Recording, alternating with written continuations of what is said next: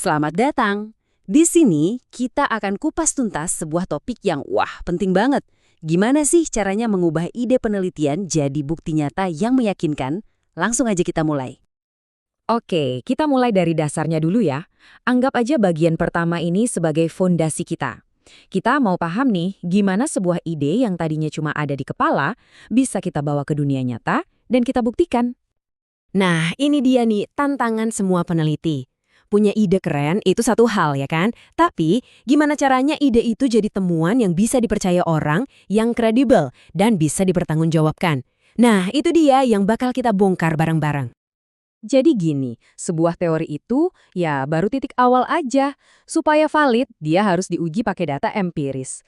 Maksudnya fakta-fakta yang kita kumpulin langsung dari lapangan. Kalau nggak ada data, ya teori itu cuma sebatas asumsi aja kan?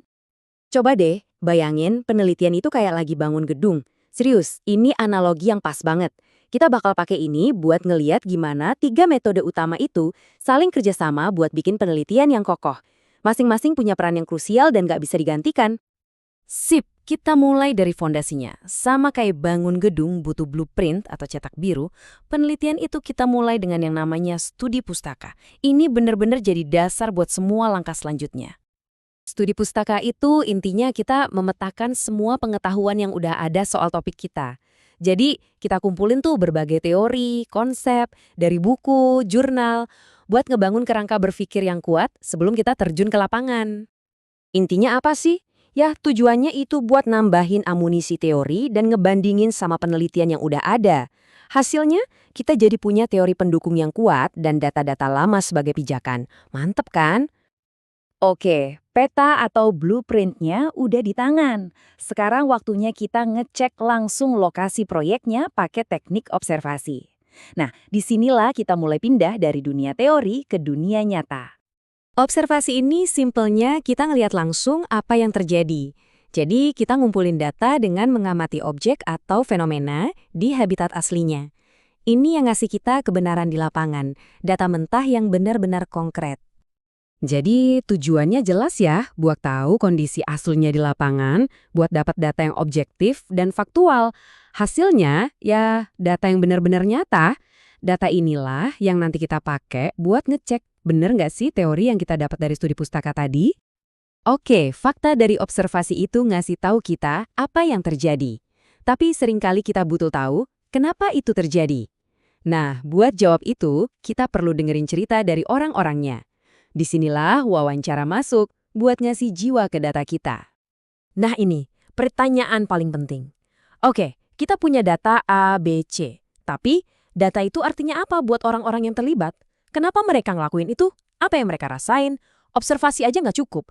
Makanya kita butuh metode ketiga. Lewat wawancara, kita bisa masuk ke dalam kepala narasumber.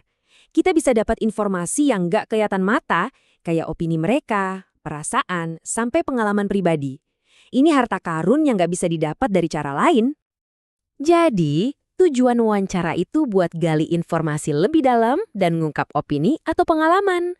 Hasilnya, kita dapat informasi yang mendalam dan subjektif. Inilah yang ngasih konteks, yang ngejawab pertanyaan kenapa. Nah, ini dia gambaran lengkapnya. Jadi, studi pustaka itu ngasih kita peta konseptualnya. Terus, observasi ngasih koordinat di dunia nyata.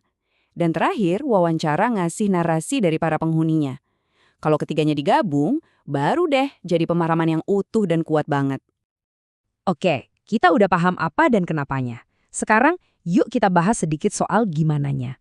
Maksudnya, persiapan sebelum turun ke lapangan. Ingat ya, persiapan itu setengah dari keberhasilan. Lihat deh, persiapannya beda.